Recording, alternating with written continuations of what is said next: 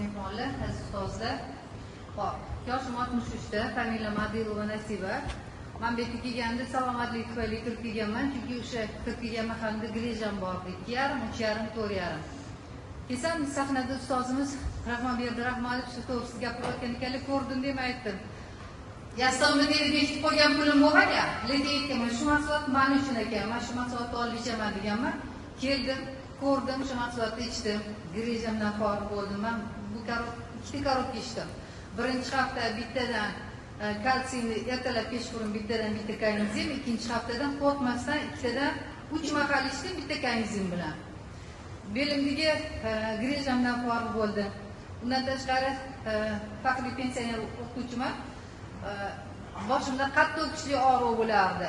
Ana shu holatim yo'q bo'ldi. Bolaligimdan men uchun bir sezonda, ya'ni bahor, kuz, qishda shpris qaynardi. Adam shifokor edilar. Ana o'sha holatim, immunitetim eng past bo'lgan oilada. Immunitetim yaxshi bo'ldi. Zreniyadan yaxshi natija oldi. Undan tashqari qabziyatdan shikoyat qilardim. Mana o'sha holatim yaxshi bo'ldi.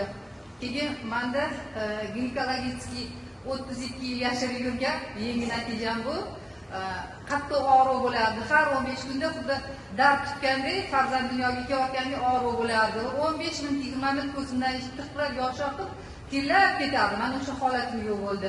Mana hozirda yana yangi natija uchun mahsulot ichyoman, kaynizim bilan kalsiyni. Yiqilib tushib 1 yil yura olmay qoldim. Gonartrozni ichdi, ya'ni tizza yallig'lanishi ham yemirilish bilan birgalikda. Hozir mahsulot ichishni boshladim, Xudoga shukr. Hadin o'qiydim, hassaga o'tdim, Xudo xolsa yaqinda yangi natijam bilan sizlar o'rtoqlashaman.